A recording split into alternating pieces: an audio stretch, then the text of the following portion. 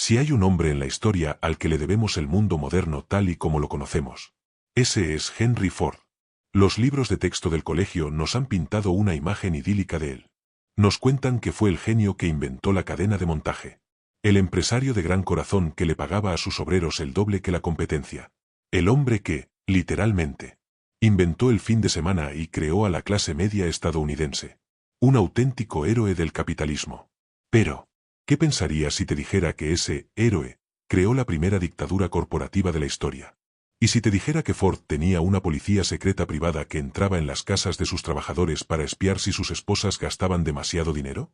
¿Que prohibió a sus empleados sonreír, silbar o hablar en la fábrica?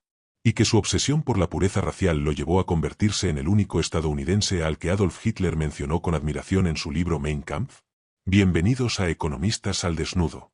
Hoy vamos a viajar a los locos años 20 para arrancar el capó del imperio Ford.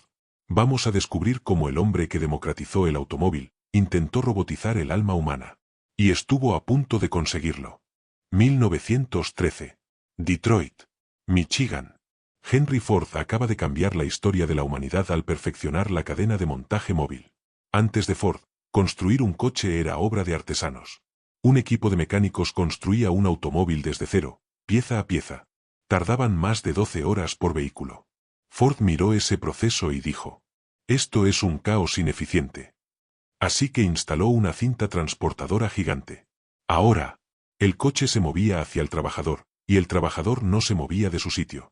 Su único trabajo durante 9 horas seguidas era, por ejemplo, apretar exactamente la misma tuerca de la rueda trasera derecha. Miles de veces al día. Todos los días de su vida. El resultado fue un milagro económico. El tiempo de fabricación bajó de 12 horas a 93 minutos. El precio del Ford te cayó en picado, y de repente, cualquier ciudadano podía comprarse un coche. Pero este milagro escondía una pesadilla psicológica. Si viste nuestro documental sobre Karl Marx, recordarás el concepto de alienación. Ford lo llevó al extremo absoluto. Él mismo llegó a escribir: no quiero a un hombre que piense, quiero a un hombre que haga exactamente lo que le digo. En las fábricas de Ford estaba prohibido sentarse, apoyarse, silbar, cantar o incluso hablar con el compañero de al lado. Los capataces vigilaban con cronómetros. Si ibas al baño y tardabas más de un minuto, te descontaban el sueldo. El trabajo era tan brutal, tan repetitivo y tan deshumanizador, que los obreros perdían la cabeza. La fábrica se convirtió en una picadora de carne humana. Y aquí llegamos al gran mito. La famosa leyenda del empresario generoso. A finales de 1913, la rotación de personal en Ford era del 370%. Sí, has oído bien. Para mantener una plantilla de 14.000 hombres, Ford tenía que contratar a 52.000 al año, porque la gente huía. Renunciaban a los pocos días porque el trabajo en la cadena de montaje era un infierno insoportable. A este ritmo, la empresa iba a quebrar. Ford estaba desesperado. Y entonces, en enero de 1914, soltó una bomba atómica en la prensa. Anunció que duplicaría el salario mínimo de sus trabajadores a $5 al día, y reduciría la jornada a 8 horas. Wall Street le llamó loco. Los periódicos le llamaron socialista. El mundo entero lo coronó como el salvador de la clase trabajadora. Pero, como siempre en este canal, hay que leer la letra pequeña. Henry Ford no subió el sueldo por generosidad. Fue una decisión fría y calculadora para retener a sus obreros y obligarles a soportar la tortura mental de la cadena de montaje. Era un soborno psicológico. Él mismo lo admitió más tarde diciendo: el pago de los $5 fue una de las medidas de reducción de costes más rentables que he tomado en mi vida. Pero había un truco mucho más oscuro. Esos $5 no eran un derecho. Eran un privilegio condicionado. El sueldo base seguía siendo la mitad. La otra mitad era un bono de ganancias. Y para recibir ese bono, tenías que demostrarle a Henry Ford que eras digno. Y es aquí cuando la historia pasa de ser un cuento de negocios a un episodio de Black Mirror. Para asegurarse de que sus trabajadores no se gastaran los famosos $5 en alcohol, prostitutas o apuestas, Henry Ford creó el Departamento Sociológico. No era un departamento de recursos humanos. Era una policía privada. Un ejército de 200 investigadores que tenían autorización absoluta para presentarse sin avisar en la casa de cualquier trabajador de la fábrica. Estos agentes entraban en tu salón y revisaban si estaba limpio. Te exigían ver tus extractos bancarios para comprobar que estabas ahorrando. Te interrogaban sobre tus hábitos de higiene. Investigaban si tu esposa gastaba demasiado dinero en ropa, o si enviabas dinero a tus familiares en el extranjero. Exigían que aprendieras a hablar inglés perfectamente y que adoptaras las costumbres puritanas estadounidenses. Si el agente decidía que tu casa estaba sucia, que bebías cerveza el fin de semana, o que habías alquilado una habitación a un primo, te quitaban el bono de $5. Si no corregías tu comportamiento en 6 meses, estabas despedido.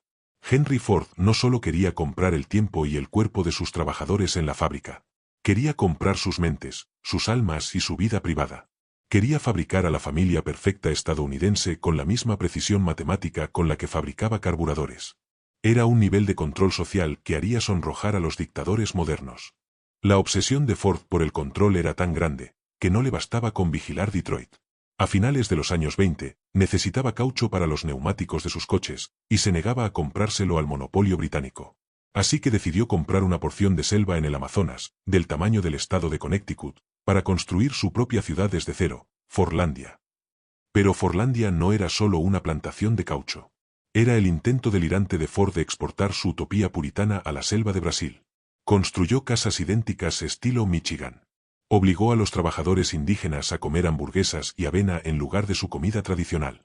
Prohibió estrictamente el alcohol, las mujeres y el tabaco. Y en medio del sofocante calor tropical, los obligaba a asistir a clases de bailes de salón cuadrados estadounidenses durante los fines de semana. ¿El resultado? Un desastre épico. La naturaleza se rebeló, los árboles de caucho plantados demasiado juntos fueron devorados por plagas de insectos. Y los seres humanos también se rebelaron. Los trabajadores, exhaustos y humillados por las reglas dictatoriales, organizaron un motín monumental, destruyendo el comedor y persiguiendo a los capataces estadounidenses con machetes, obligándolos a huir en botes por el río Amazonas. Ford perdió millones de dólares y jamás consiguió una sola gota de caucho. Fordlandia demostró que, aunque puedes domesticar el acero, no puedes someter a la naturaleza humana en una cadena de montaje. Todo lo que te he contado hasta ahora habla de un empresario obsesionado con la eficiencia. Pero hay un último capítulo. El capítulo que la marca Ford ha intentado enterrar bajo miles de millones de dólares en relaciones públicas. Henry Ford era un furibundo y paranoico antisemita. En 1918, Ford compró un periódico entero, el Dearborn Independent, con un único objetivo: publicar cientos de artículos culpando a los judíos de todos los problemas del mundo, desde las crisis económicas hasta el jazz. Una música que Ford detestaba. Recopiló estos artículos en un libro llamado El Judío Internacional, del cual se imprimieron 500.000 de copias y se tradujo a 16 idiomas. El daño que hizo este libro fue incalculable. Llegó a Europa y cayó en las manos de un joven político extremista en Alemania. Su nombre era Adolf Hitler. Hitler admiraba tanto a Henry Ford, que no solo copió técnicas de producción para la industria alemana, sino que mantenía un retrato a tamaño real del empresario en su despacho en Múnich. En 1924, Ford fue el único estadounidense mencionado positivamente en el libro de Hitler, Mein Kampf. Y en 1938, justo un año antes de que estallara la Segunda Guerra Mundial, el régimen nazi condecoró a Henry Ford con la Gran Cruz del Águila Alemana. La máxima medalla que Alemania podía otorgar a un extranjero. Ford aceptó la medalla felizmente. El hombre que inventó la clase media estadounidense fue también el ídolo intelectual de los peores monstruos del siglo XX. Henry Ford fue un genio técnico innegable. Transformó el acero y el petróleo en movilidad. Conectó a las familias, acortó las distancias y cambió la geografía del planeta entero. Ese es su legado brillante. Pero este canal no está aquí para lamerle las botas a los magnates. El legado oscuro de Ford es la creencia tóxica de que los trabajadores no son personas, sino simplemente engranajes defectuosos que hay que sobornar, vigilar y controlar. Ford creía que con suficiente dinero, podía comprar tu obediencia absoluta, dentro y fuera de la fábrica. Hoy, cuando ves a empresas tecnológicas espiando los correos de sus empleados, a corporaciones monitorizando cuánto tiempo pasas en el baño mediante aplicaciones, o a jefes que te exigen estar disponible en tu tiempo libre, no estás viendo el futuro. Estás viendo el fantasma de Henry Ford, que sigue vivo en cada código de barras y en cada reloj de fichar. La próxima vez que veas un documental alabando al gran creador de la clase media y el fin de semana, ya sabes la verdad. Sabes el precio psicológico que la humanidad pagó por esos $5 al día. Si este viaje a las entrañas del capitalismo te ha dejado pensando, suscríbete a Economistas al Desnudo y activa la campanita. Déjame un me gusta, para que el algoritmo nos permita seguir destapando la historia prohibida. Y respóndeme a esto en los comentarios. ¿Estarías dispuesto a que tu empresa espiara tu vida privada y tu cuenta bancaria a cambio de cobrar el doble de sueldo? Te leo abajo. Nos vemos en la próxima.